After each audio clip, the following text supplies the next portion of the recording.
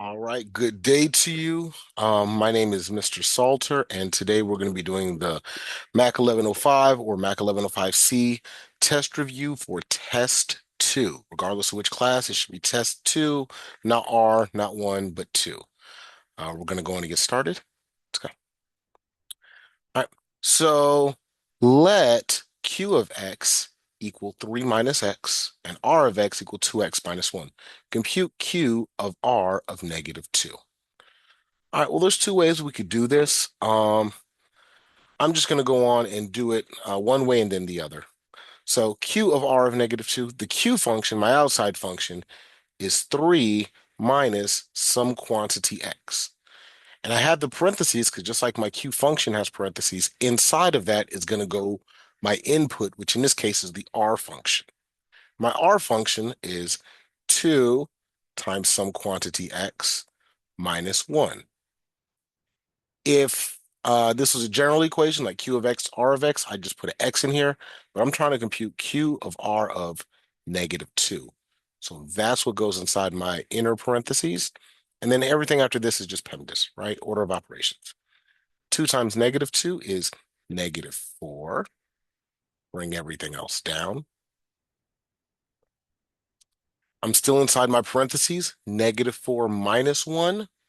I like to change subtraction to add the opposite. Negative 4 plus negative 1 is negative 5. Bring everything else down. 3 minus a negative 5. Two negatives make a positive. So this is really like saying 3 plus 5, which is equal to 8. Q of R of negative 2 in this case is 8. Okay. This particular one looks like there was some sort of error, and it doesn't say exactly what problem it is that they want us to do. Um, I'm just going to go on then and find the vertex. How about we do that?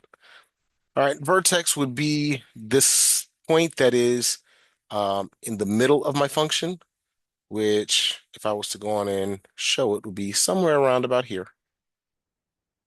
And it's going to have an x coordinate and a y coordinate, right? Because it's a point on a graph. To find the x of the vertex, the x coordinate is always going to be negative b over 2 times a. Well, to understand what a and b are, in my general form of a quadratic, it's y equals ax squared plus bx plus c. So this is my c value. My b value is what's in front of the x, not including the x. And a is what's in front of the x squared, but not the x squared itself. In this case, I don't see anything in front of the x squared. So I'm just going to superimpose a 1 right here. Okay, so my a is equal to 1, my b is equal to negative 12, and my c is equal to 35. All right, so plugging it into this equation, I see that x equals negative of my b value over 2 times my a value. Well, negative of negative 12 is just 12. Two negatives make a positive, and 2 times 1 is 2. Fractions are division, and 12 divided by 2 is equal to 6. So my x component here is going to be 6. To find out the y value, I just plug this 6 into my original function. So my original function is y equals some quantity x squared minus 12 times whatever x is plus 35. We already said x is equal to 6. Again, we're back to order of operations. I have exponents. 6 squared is 36. I'm going to kind of do two steps at once. I hope I don't. No, I'm not. I'm not going to confuse anybody. Take it nice and slow. There's no prize for being fast in math. I have subtraction, multiplication, and addition. I do multiplication next. Negative 12 times 6 is a negative 72. Bring everything else down. 36. So I have subtraction and addition. I go from left to right. 36 minus 72 is negative 36. And negative 36 plus 35 is going to equal negative 1. So now I have my x component and my y component. My vertex is at the point 6 comma negative 1. If I look at the graph, that looks about right. Okay.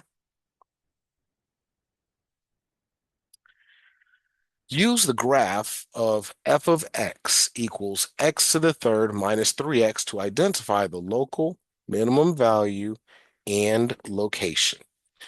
Excuse me. Local minimum value and location. All right. So in this case here, we're given a cubic, which we don't see a lot of these in college algebra, but it's good to be able to identify it. Math action words here are minimum and local. So technically, this graph goes all the way down to negative infinity. I don't want that. I want to find the minimum that I can see.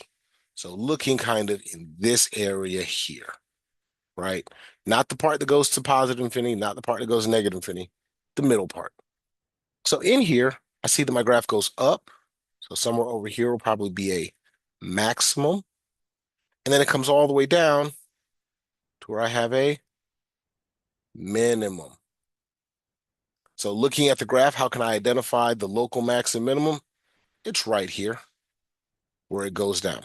This particular problem did not ask me to find an exact point, which is good because um, my axes are labeled, but not very clearly. It looks like my x coordinate is somewhere around about 1, and then my y coordinate is somewhere in between, so maybe like -3. It's kind of hard to be exact when I don't have exact spacing on my graph, but it said to just identify where it was and what it was. Okay. All right, question 4. Let g of x equal -x squared plus 6x minus 8. State whether g has a min or a max and find the value where it occurs. All right, I know this is a quadratic because I have something squared, but the point that's really going to help me is this negative out front. Because the leading coefficient, the number in front of my x squared, is negative, in this case, a -1. That negative tells me that my graph, unlike a normal quadratic, which looks like the letter U, that negative is going to flip it over the x-axis to where it's more like this. So in this bottom one, is it going to have a min or a max? In this case, my vertex, which is what I'm looking for, would represent a maximum. On the other one, where it was a positive x squared, the vertex would represent the minimum. Okay, so I'm looking for a maximum. Which one am I looking for? Maximum, because it's a negative function, so the vertex is on top. Find the value of that vertex. Well, we did one like this earlier. First, I find the x coordinate, which is negative of the b value over 2 times the a value, which in this case will be negative of 6, which is my b value, over 2 times the a value, which we said was -1. Not just the 1. Please don't forget your sign of negative. A negative of the number 6 is -6. 2 times -1 is -2. 6 divided by 2 is 3, and 2 negative make a positive, so my x value is 3. To find the y value of the vertex, I have to plug that 3 in to my original equation.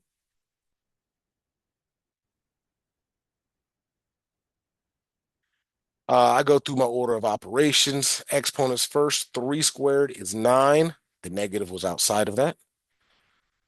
Next is multiplication. 6 times 3 is 18. And I have addition and subtraction, so I go left to right. -9 plus 18 is a +9. And 9 minus 8 is equal to 1. So this is my y value. 3 is my x value. Find the value where it occurs. My maximum is at 3, comma 1. Okay, let's keep going. For each graph, select the symmetries. So when we're talking symmetries, we're talking about reflections, right? Things are symmetric if they reflect across an axis, either x-axis, y-axis, or the origin. Looking at the first one, I notice that quadrant 2, which is this one over here, looks identical to quadrant 4. Because diagonal quadrants are equal, this is a reflection about the origin. Same thing. Quadrant 1 is identical to quadrant 3 because they both have nothing in it. because diagonal or opposite quadrants are equal, then this is a reflection about the origin. Okay. The second one, this is it looks like a quadratic, and it looks like it's split right down the middle, and this middle is my y-axis. So that means that this is reflected or symmetric about the y-axis because it looks the same on both sides. And same thing here. This is a graph of absolute value. Absolute value graphs are always like a letter V. And again, that V hovers right here at the origin. So the left side looks like the right. And when the left looks like the right, it's symmetric about the y-axis. Okay, keep going. Find all real zeros of this function. Well, thankfully, they've already factored this up nice and pretty for me. What I'm going to do to find all the real zeros is take each of these different terms, these sections here. So negative 3x, for example, and set it equal to 0. X minus 3, set it equal to 0. X plus 3, set it equal to 0. And then in all three times, I'm going to solve for x. For the first one, to get x by itself, I have to divide by a negative 3. That way the 3 and the negatives cancel out. And that gives me x equals, what I do to one side, I do to the other, negative 3. So 0 divided by negative 3 is 0.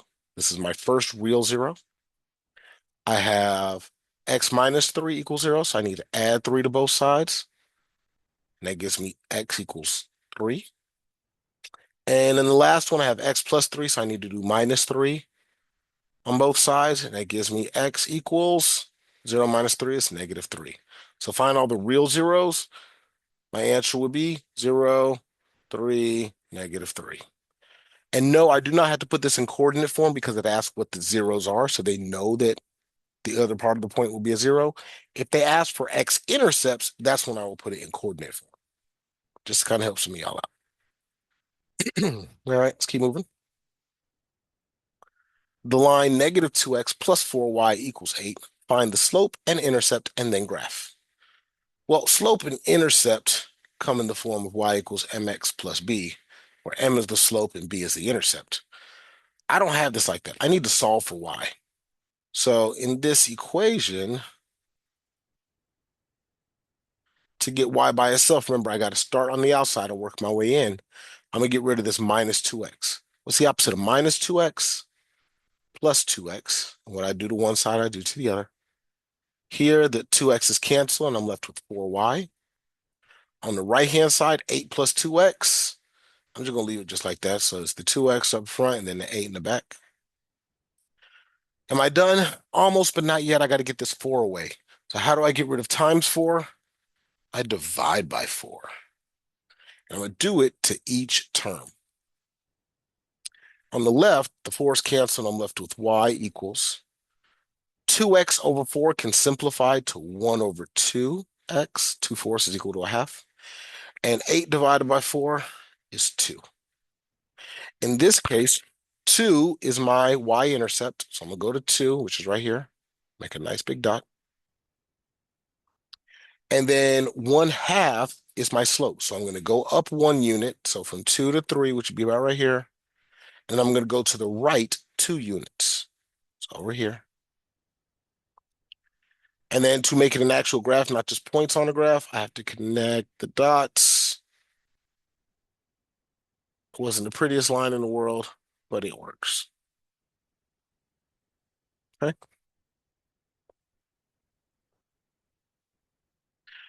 And number 8, for f of x equals negative x squared plus 4, determine the intervals where f is strictly decreasing. Strictly decreasing. Well, we talked about this before. When I have a negative leading coefficient, that means that my function is going to look something like this, right? So it means that my vertex is going to be all the way at the top, and it's asking where is it decreasing? Not where is it negative, but where is it going down? So anywhere from my vertex over to the right is where it should be decreasing. So let's find out where the vertex is. Let's find out where it is. It didn't ask me to actually graph it, so they put a graph here, but they didn't ask me to graph it. Determine where it's decreasing. All right, cool. It'll be decreasing from my vertex. So negative b over 2a. In this case, my b value is the 4, and my a value is the -1. Negative of 4 is -4. 2 times -1 is -2. Simplifying this fraction, I just get +2. Plugging that back into the original function, I have negative of my x value squared plus 4 times the x value. 2 squared is 4. 4 times 2 is 8. -4 plus 8 is +4. So my vertex is going to be at the point 2, comma 4. That's the vertex. Mhm. And it's going to be decreasing from this place to the right. So what's my x value? I didn't even need to do this whole second half. Could have just found my x value and stopped there. So it's going to be from 2 all the way to the right, which is infinity. Mr. Salter, why'd you put a parentheses instead of a bracket? If I'm looking at a quadratic, let's see, it said 2, 4, so 2, 4. So this is my vertex. It's going to go down like this here. At this point here, my vertex, it's neither increasing nor decreasing. That's just the top. It's like when you throw a ball in the air, there's a certain point where it's climbing, climbing, climbing, and then it stops, and then it starts falling. That's what that is. So because at that point it's not decreasing or increasing is why I have a parentheses. So that'll be the interval for where this is decreasing.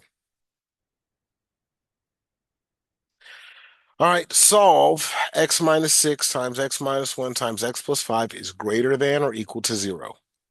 Okay, cool. So I'm going to handle this equal 0 part first.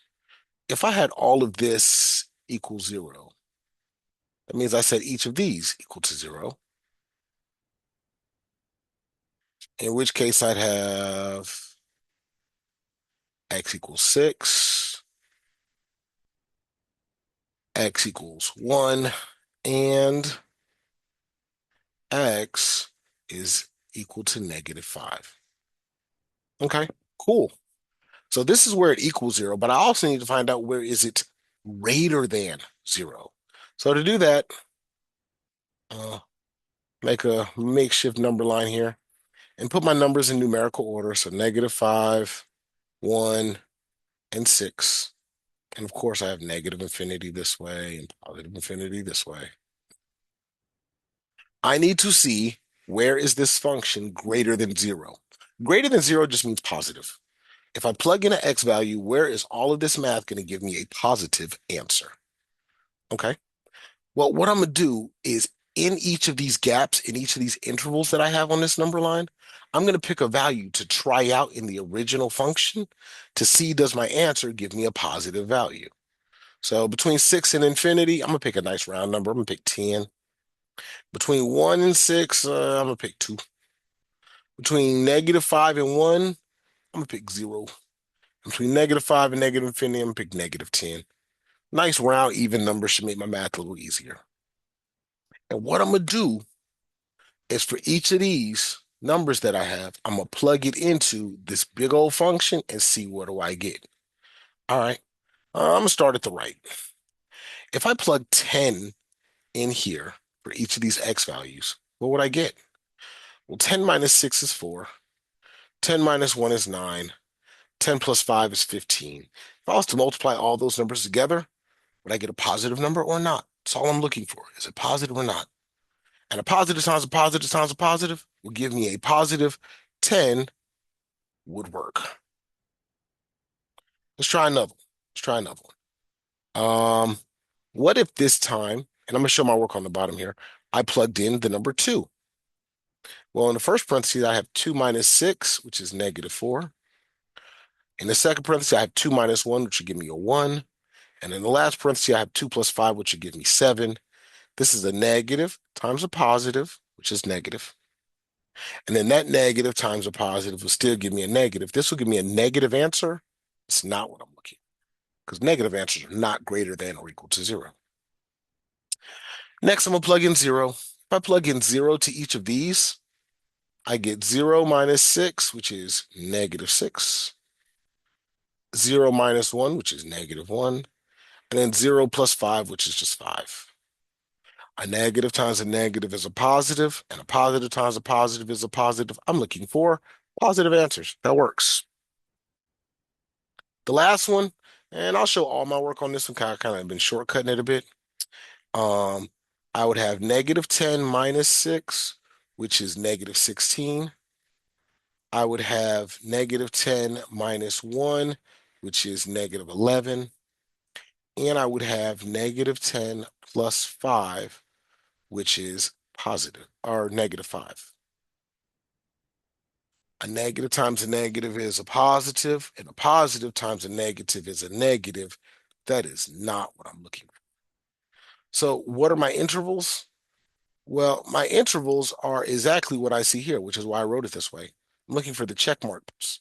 So, I have an interval between here and here, negative 5 to 1. And then again over here, I have positive 6 to infinity. Mr. Salter, how come you used brackets? I used brackets because I had this symbol here.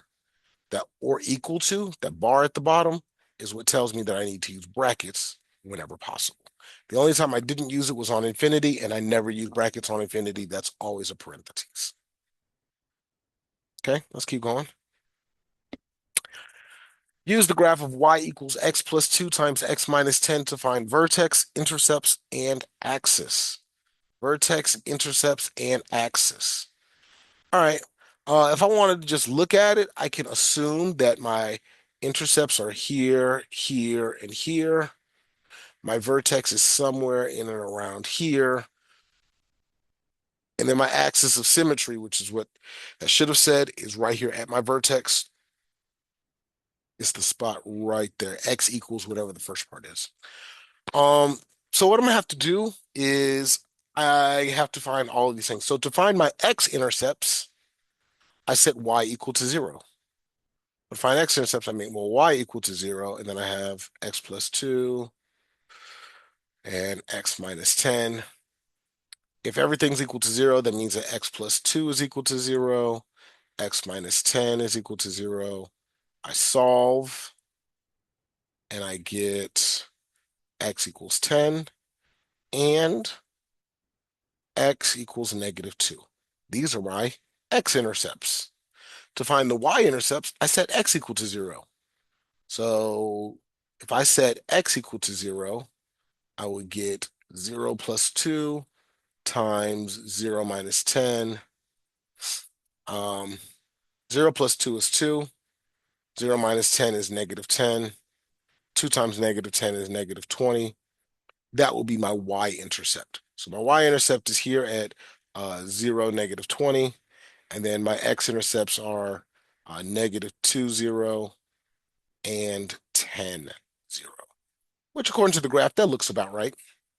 The last one is my vertex. Remember, my vertex is negative b over 2a is the x value for the axis, and then I have to plug that in to find the y. Um, but I don't have it in an ABC form. I have it in a form that still needs to be FOILed. So when I multiply this out, I'm going to end up getting, let's see, I write it at the top. X times x is x squared. 2 times x is 2x. Uh, x times negative 10 is negative 10x, and 2 times negative 10 is negative 20. Combine like terms, and I get x squared minus 8x minus 20, a, b, and c. So when I plug it in to find what the x value of the vertex is, I get negative of my b value over 2 times my a value. Negative of negative 8 is positive 8. 2 times 1 is 2, and 8 divided by 2 is 4. So this technically is my axis. It's going to be at 4, which according to the graph looks about right, a little to the left of the 5. This is at x equals 4. And then to find out what the y coordinate of my vertex will be, I plug that 4 into my original equation. So it'll be 4 plus 2 and 4 minus 10. 4 plus 2 is 6. 4 minus 10 is negative 6. And if I was to multiply those two things together, 6 times negative 6 could be a negative 36. So my vertex down here is going to be at the point 4 comma negative 36. It was a lot of work. We had to find a lot of different things there, but if we go step by step, it should be okay. All right, let's keep going. The graph of y equals x squared is shown. Translate to, and then it's part A, part B, y minus 2 squared, and then part B says x squared minus 3. All right, so in my part A, whoops. So in part A, they want me to change it to y equals x minus 2 squared. The new change from the original, which was just x squared, is this minus 2. And because it's in the parentheses with the x, not outside of the exponent, but inside the exponent with it, then this negative 2 is really telling me to go 2 units to the right. So starting at, I'm going to change colors real quick. Starting at my vertex, which is here, I want to move that vertex to the right 2 units. And then subsequently, every point on this graph needs to move over by 2 units. So here's a point right here. I'm going to move it over 2 units. There's another point here. I'm going to move it over 2 units. My new graph should look kind of like this. Same graph, just slid over to the right a little bit. Part B is asking me for x squared minus 3. In this case, the x squared is still intact, and outside of the x squared, the original function, is a minus 3. This is telling me to take my original points and go down 3 units. I don't really have any numbers showing me any of my negative y values here, so I'm just going to assume that down 3 units is like right here. On an actual graph, hopefully, Alex's graphs are usually pretty good about showing it. And then I'm just going to continue the whole thing, staying down those same 3 units. The graph itself shouldn't change. The shape shouldn't change. Just where is it? When I translate a graph, I'm really just sliding it. If it's inside the parentheses, that means I'm sliding it left to right. If it's outside of the function, it means I'm sliding it up or down. Alrighty. Gas mileage, m of x is equal to negative 0.04 x squared plus 3.2x. Speed for max and max mileage. This is a very poorly written question. I kind of know what they're asking, but it's weird.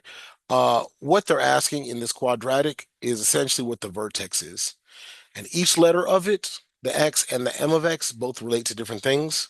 Using my context clues, the gas mileage is the m of x, which means that the x itself is probably the speed.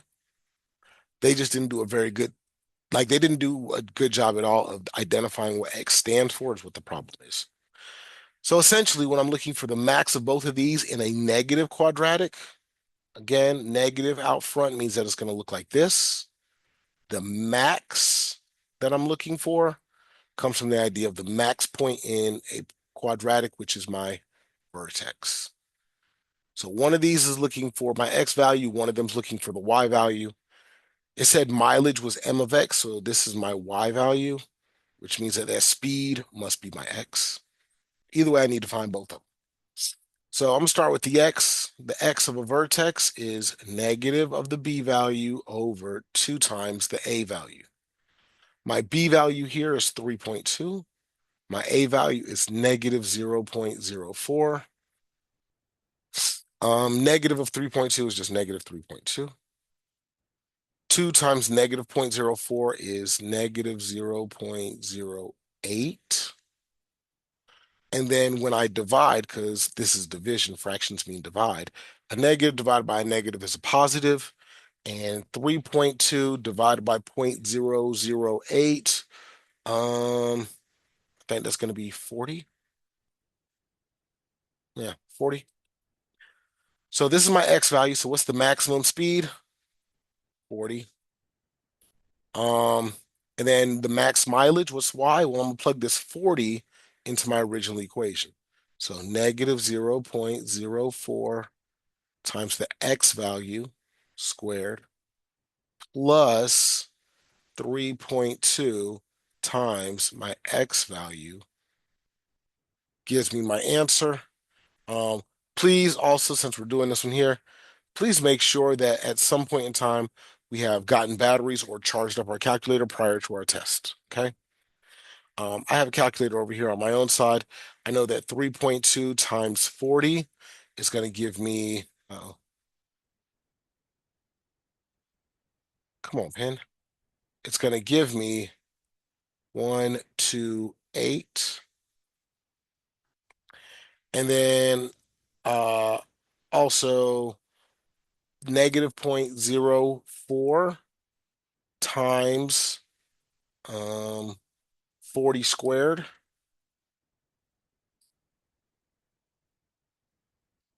is going to give me a negative 64. When I add negative 64 plus 128, I get a positive 64. So my maximum mileage is 64. My maximum speed is 40. Okay. Make sure you have a calculator, please. Okay. Question 13, Amy's pay T of H equals 80 plus 30H. Okay. Use the graph to use the graph to state A, the trend, B, the rate, and C, T of zero. T of zero. Okay. Well, I can find T of zero pretty easily just by plugging it into the equation. T of zero is going to equal 80 plus 30 times that zero. 30 times zero is zero. 80 plus zero is 80. What is T of zero? T of zero is equal to 80, right? So even when Amy works, I don't know, no hours, then she'll get $80 in overtime, I guess. Total pay versus overtime. Oh, I guess when she works 0 hours of overtime, she gets paid $80. Okay. Sorry for saying that wrong. All right. The trend, the trend is another way of saying the um increasing or decreasing. And the rate is the same thing as the slope. Okay. Well, my slope is just the number in front of x, in this case, h. So my slope or my rate is 30. The trend, it's an increasing function. This is a positive linear function. I could tell because my h, that term is a positive term. So the trend is increasing at 30, looks like dollars per hour.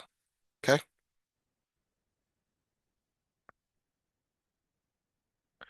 Line 3x minus 2y is equal to 6. Get a line parallel through 4, -1 and perpendicular through 4, -1 based off of that original line. All right, cool. In order to solve this, it's important to understand the definition of parallel and perpendicular. Both of these relate to slope.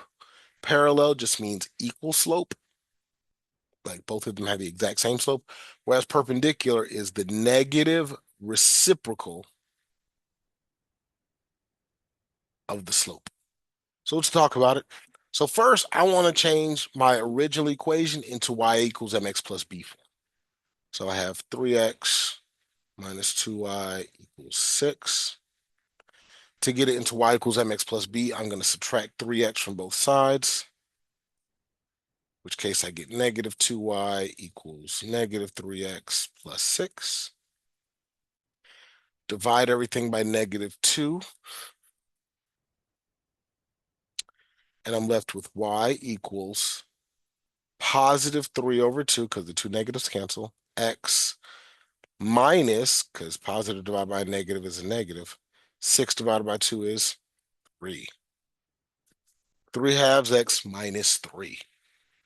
This is my original function. So it makes this my original slope. For part A, it says a parallel line through the point y or 4, -1. Because they gave me a point and I have the slope, I'm going to use point slope form. So y equals m times x minus x1 plus y1, where m is the slope and x1, y1 is my point. So my equation is y equals my slope times x minus the x coordinate, which was 4, plus my y coordinate, which is -1. All right, a little distributive here. I get 3 halves x minus 4 times 3 halves is just going to give me -4 times 3 over 2. And then I still have this -1 hanging out in the back. I could do some multiplication here. -4 times 3 just gives me -12 over 2. -12 over 2 could be simplified to -6. And -6 minus 1 is the same thing as -7.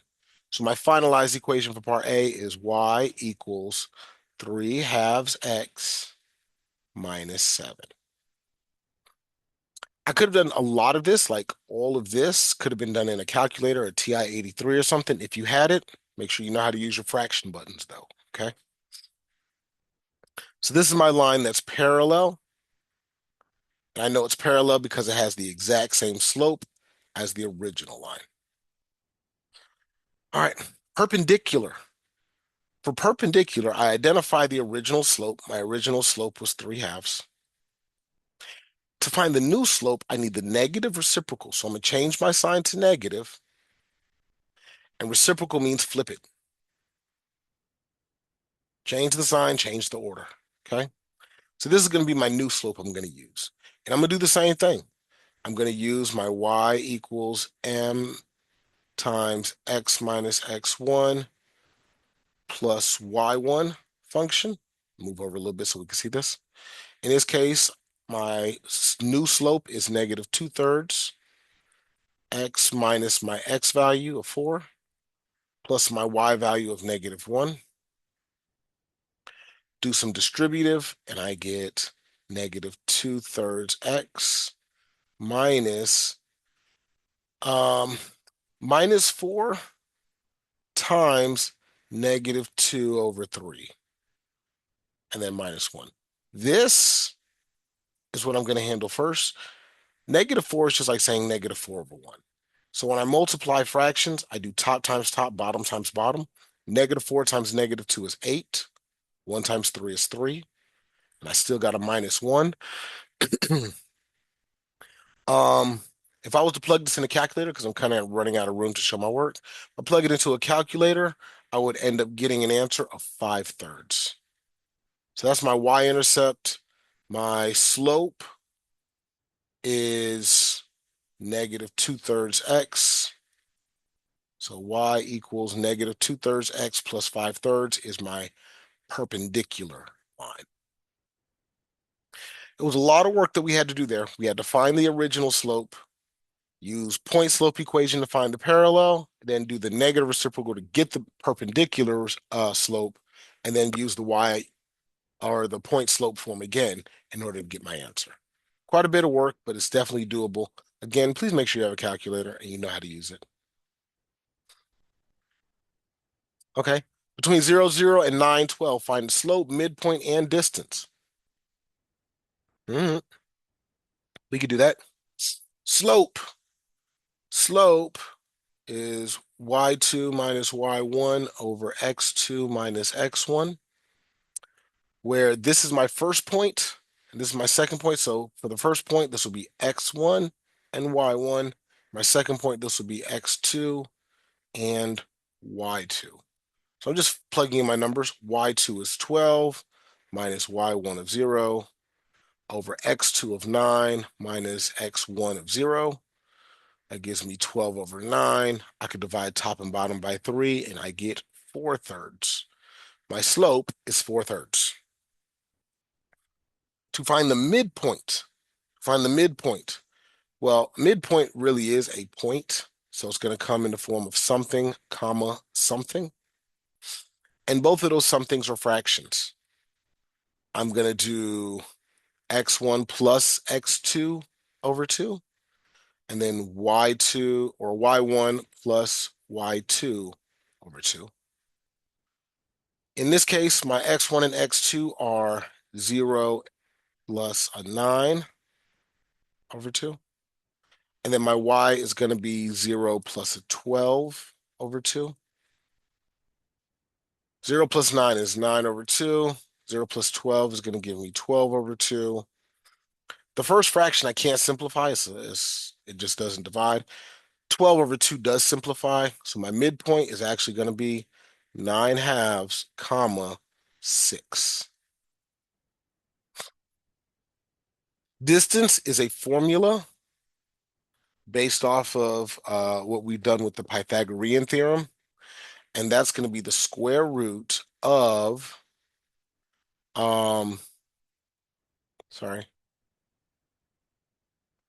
x2 minus x1 squared plus y2 minus y1 squared, which in this case is going to be um, 9 minus 0 squared plus 12 minus 0 squared. So 9 squared is 81. 12 squared is 144. When I add them together, I'm going to come up over here some. I get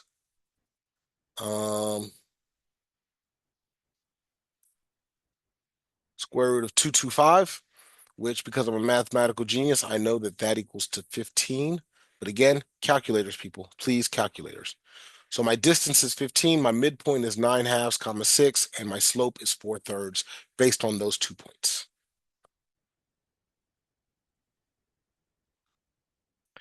All right. Number 16, let g of x equal 3x squared plus 9. Translate down 9 units to get h of x. Okay. So my original function is 3x squared plus 9. And going from this whole thing, I want to go down 9 units. To do a translation down, that means I have to come outside of my function and go negative however many units. Okay. Well, if I did that, I end up with 3x squared plus 9 minus 9. Plus 9 and minus 9, that's going to the right and then to the left. That just cancels itself out. 9 minus 9 is 0. So my real function, h of x, is simply going to be 3x squared. The important thing there is to know that because I'm going down, that minus 9 goes outside, not inside with the x was the important part.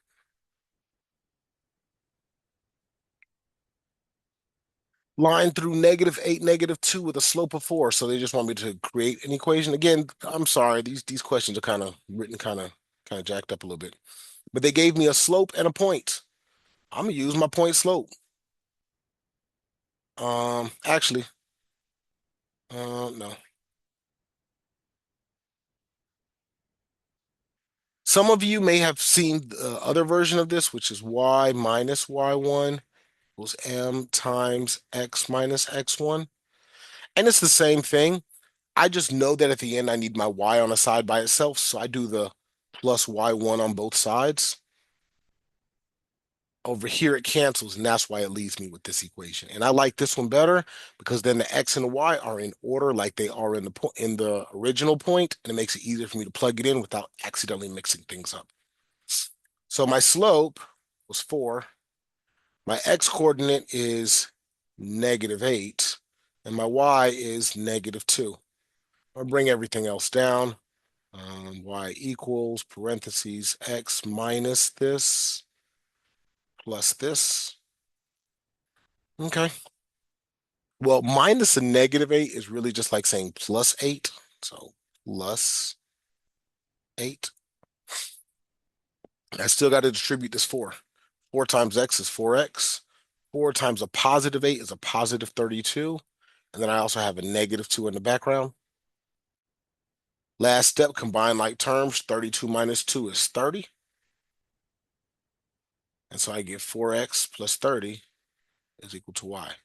This is my line through the point -8, -2 with a slope of 4. Okay, let's keep going. Make an equation of a line through 0, 3, and 6, -3. Mhm. This time they did not give me slope, so I need to find the slope. So I'm going to do my y2 minus y1. So that's going to be -3 minus 3 over my x2 minus x1. -3 minus 3 is -6 over a +6, which gives me a -1. My slope is -1. And I'm going to pick a point. Honestly, I like to pick the point with the smallest numbers. And more specifically, this one has a 0, which means my math is going to get real easy on one of these points. So using my equation again, y is equal to my slope, -1, times x minus x1, which is 0 in this case, plus my plus my y1, which is 3. Do some distributive. -1 times x is -x. -1 times 0 is 0. And I still have a plus 3. 0 plus 3 is 3. This is my equation. This is my equation. And I kind of got that because this 0 was in front, which means that if x is 0, this point right here is telling me about my y-intercept. So I probably could have shortcutted this and said, okay, 3 is my y-intercept. As soon as I found my slope, I could have just said, okay, y equals my slope plus my y-intercept. I could have done that, but it's okay to show your work sometimes. Intercepts of f of x equals x to the third minus x squared minus 6x. All right. To find an intercept, I make the opposite thing equal to 0, right? So let's see, x to the third minus x squared minus 6x. Well, first things first, I want to factor this. I got a lot of x's going on. I'm going to pull one of them out. So I have x squared minus x minus 6. And I can factor this, x and x, 2 and 3, because this is negative, the 3 is negative, and then I have an x out front. Okay, this form is a little easier for me to manipulate with. So I'm going to start here with this one. So my f of x, or y, equals x times x plus 2, x minus 3. All right, if I was to make my y equal to 0,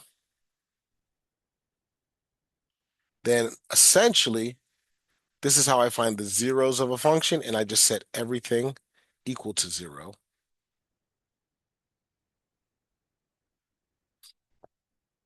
X equals 0 is kind of already done for me. Over here, I'm going to subtract 2 from both sides, and I get x equals -2. And over here, I add 3 to both sides, and I get x equals 3. So my intercepts, my x-intercepts are going to be at 0, -2, and 3. My y-intercept, my y-intercept is going to be wherever x equals 0 at.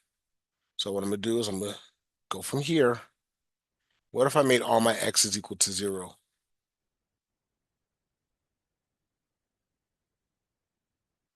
Well, 0 minus 3 is -3. 0 plus 2 is just 2, and then it's just a 0. -2 times 3 is -6, but -6 times 0 is 0. So my y-intercept is at 0, which I kind of knew because this one, x equals 0 and y equals 0, so it's passing through the origin. So that kind of tipped me off a little bit. But if I didn't see that for myself, I'm able to show my work and get the same answer. Vertical and horizontal lines through 5 and -7. All right, this one's almost too easy for me to show work. A vertical line, always, every time, no exception, is going to say x equals some number. That's what a vertical line is. Horizontal is y equals some number. I wonder what numbers I'm going to use. Well, thankfully, they gave me a point of 5, -7. This is an x value, and this is a y value. So my vertical line is going to be at the point or at the line x equals 5. That's the whole equation, x equals 5. My horizontal um, is going to be y equals the y value. That's it. That's all. That's it. That's all. Find zeros of y equals x squared minus 11x plus 30. All right. Well, to find the zeros, first I'm going to rewrite it. I'm going to go on a factor, see if I can factor. Well, in this particular case, I need two numbers that multiply to give me 30 but add to 11. Those numbers are 5 and 6. 5 times 6 is 30. 5 plus 6 is 11. I know both, because this is positive, that means that both my signs in here are going to be the same. And they're both going to be this thing. So negative and negative. Negative times negative is a positive. Negative plus negative is a negative. Find the zeros. So I'm going to have x minus 5 equals 0. X minus 6 equals 0. And when I solve for x, on the left, I get x equals 5. And on the right, I'm going to end up with x equals 6. Those are the zeros of this function.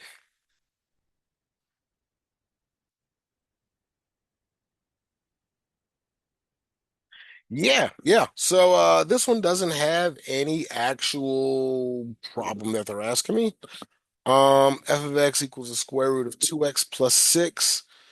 Okay, well, I guess we can talk about it real quick.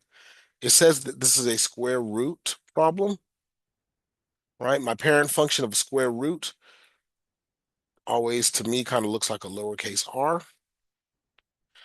But I have a plus 6 on the back, which means I need to bring my vertex up 6 units before I started, which if I look at it, 6 is right here. This is where my function begins. And then it goes in the same shape as it would have already. Okay. Graph f of x equals the absolute value of x minus 4 plus 1. Find vertex and intercepts. All right. So my absolute value function, it looks like a giant letter V. This is telling me right here, because I have a plus or minus something inside of my absolute value function, this is telling me to move to the right 4 times. And this number outside of the function is telling me to move up 1 time. So my vertex was here at the origin. I'm going to go to the right 4 units. 1, 2, 3, 4. And I'm also going up 1 unit. So my new vertex, even though it was at the origin 0, 0, because it went to the right 4, it's going to be at positive 4. And because it went up 1 unit, it's now at 1. This is my vertex.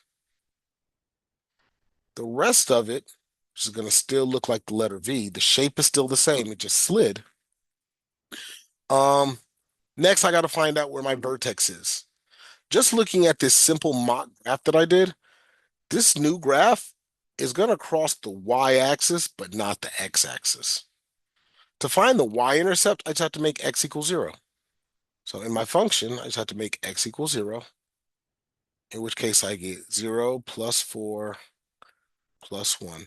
Oops, sorry. That's not a plus. Please make sure you're taking your time when you're doing your work. 0 minus 4. 0 minus 4 is negative 4. Absolute value of negative 4 is just 4. And 4 plus 1 is 5. So when x is equal to 0, my y is 5. This will be my y-intercept. Y-intercept. So my vertex is 4, 1. Intercept is 0, 5. All right, intercepts of 4x minus y equals 12. Again, to find my intercepts, I'm going to set each variable equal to 0 one at a time. So 4x minus 0 equals 12. And then 4 times 0 minus y equals 12. And I'm going to solve both of these equations. Well, 4x minus 0 is just 4x. To get x by itself, I divide by 4 on both sides. X equals 3. This will be my x-intercept. My y-intercept, well, 4 times 0 is 0. 0 minus y is negative y. And to get rid of that negative, I divide by negative 1. Negatives cancel. Y divided by 1 is just y. And 12 divided by negative 1 is negative 12. So my x-intercept is 3. My y-intercept is going to be negative 12.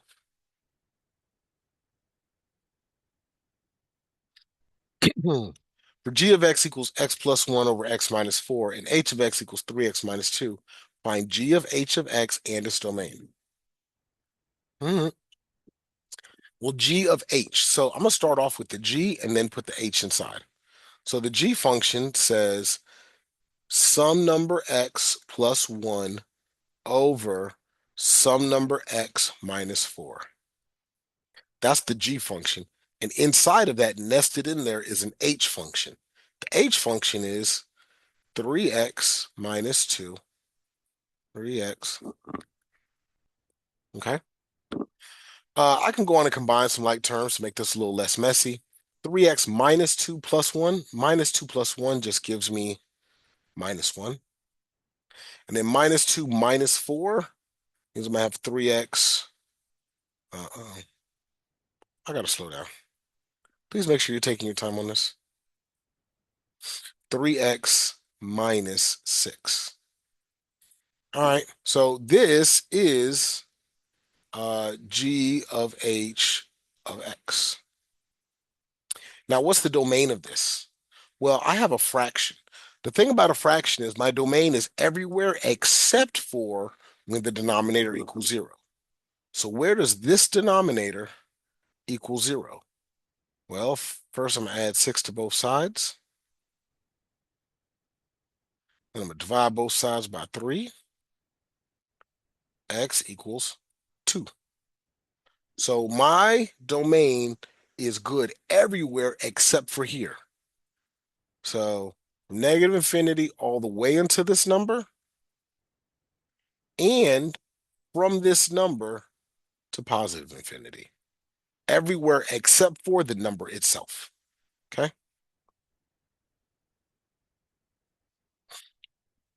Solve x plus 4, x minus 2, x plus 1 is less than 0. Okay, cool. Well, where do all these equal 0? Well, x plus 4 equals 0, x minus 2 equals 0, and x plus 1 equals 0. When I solve for x, I get negative 4. Excuse me. X equals 2. X equals negative 1.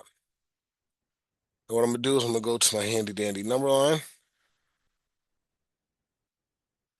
I have negative 4, negative 1, and 2, negative infinity, positive infinity. And I want to know, this is where all of them are equal to 0. Now I want to find out where are they less than 0. So what I'm going to do is pick points in between each of these intervals, plug those points into the original function, and see whether or not my answer is truly less than 0. Less than 0 just means negative. I'm looking for negative answers. All right, so right here from 2 to infinity, I'm going to pick the number 5. Between negative 1 and 2, I'm going to pick the number 0. Between negative 4 and negative 1, I'm going to pick negative 2.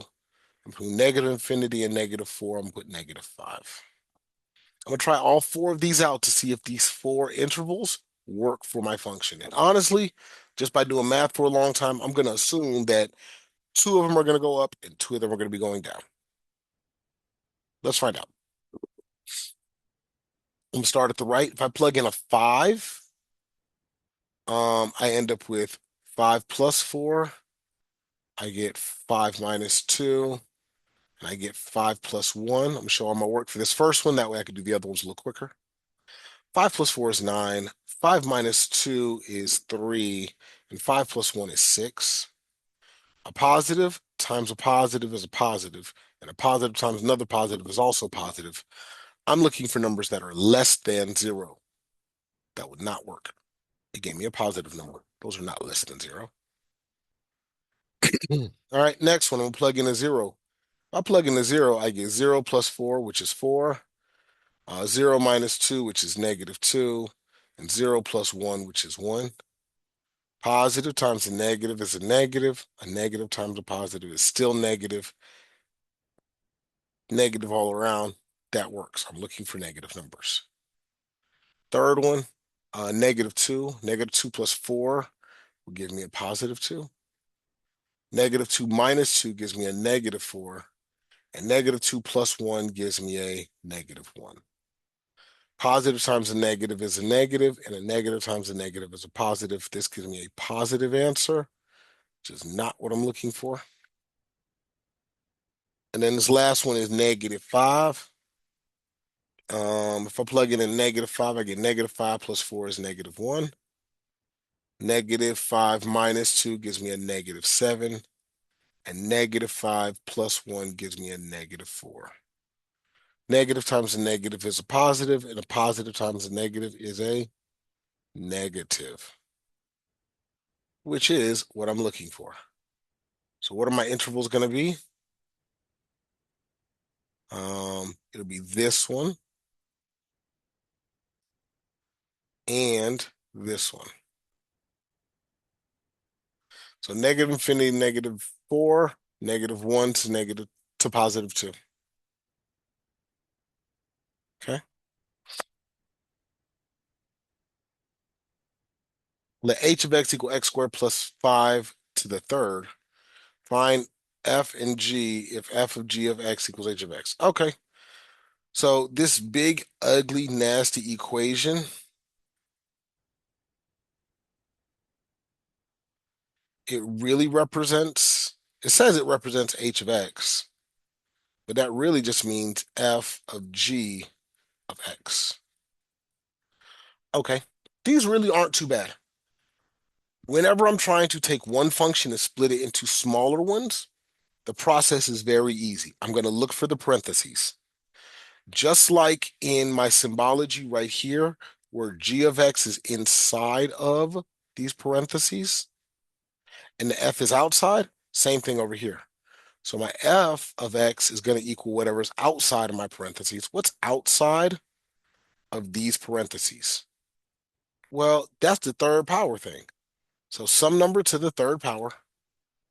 And then my g of x is whatever's inside of the parentheses. Inside is x squared plus 5. What's in the parentheses versus what out. And that's it. It's the whole problem. Okay. Line with the slope of 2 through the point -3, 7. Again, I'm gonna change colors. I'm gonna go on and do my point slope equation,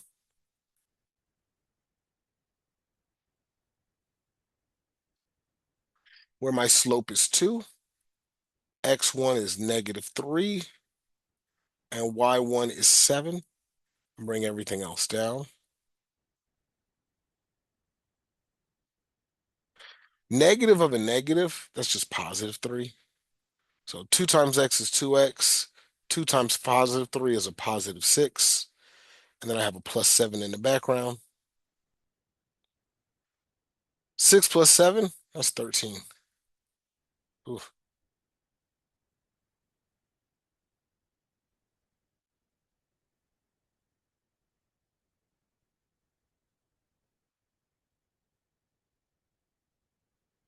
This is my equation. Y equals 2x plus 13.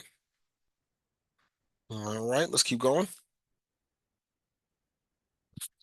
Population grew from 2,400 to 2,900 in 10 years.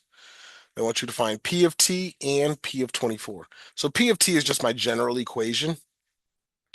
Um, it's population in reference to time.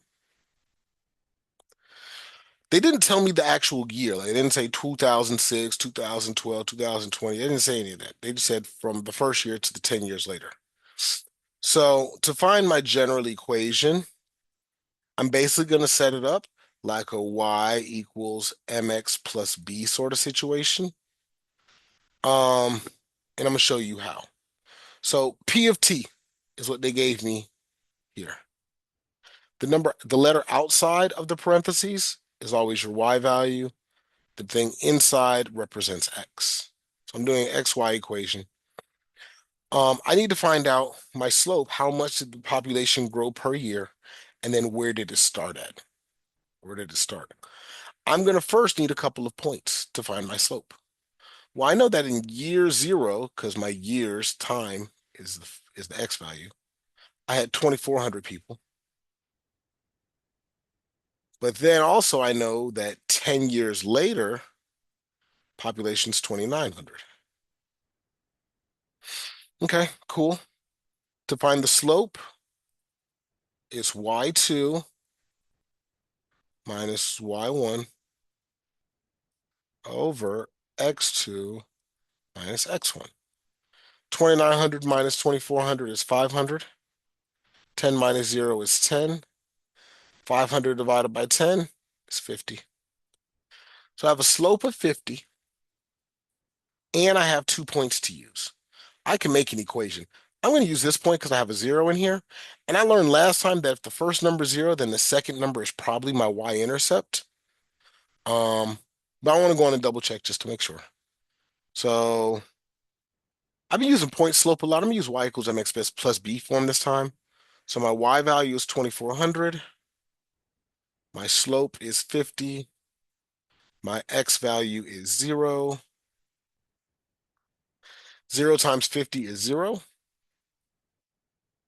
Um, 0 plus b is just b. So my b is equal to 2,400. So y equals my slope plus 2,400. Or in terms of p of t, it'll be p of t equals 50t plus 2,400. Part B, they just want you to plug in 24 for your t value. So p of 24 equals 50 times the p value plus 2,400. 50 times 24 gives me 1,200. 1,200 plus 2,400 gives me 3,600. So the population 24 years from now, it should be, if it keeps rising the same way, 3,600.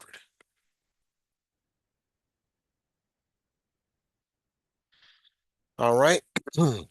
Use the graph of f of x equals x minus 4 times x minus 1. What is f of 2 positive? Where is f of x greater than 0? And what are the zeros? All right, cool. Is f of 2 positive? I don't know. Let's plug it in.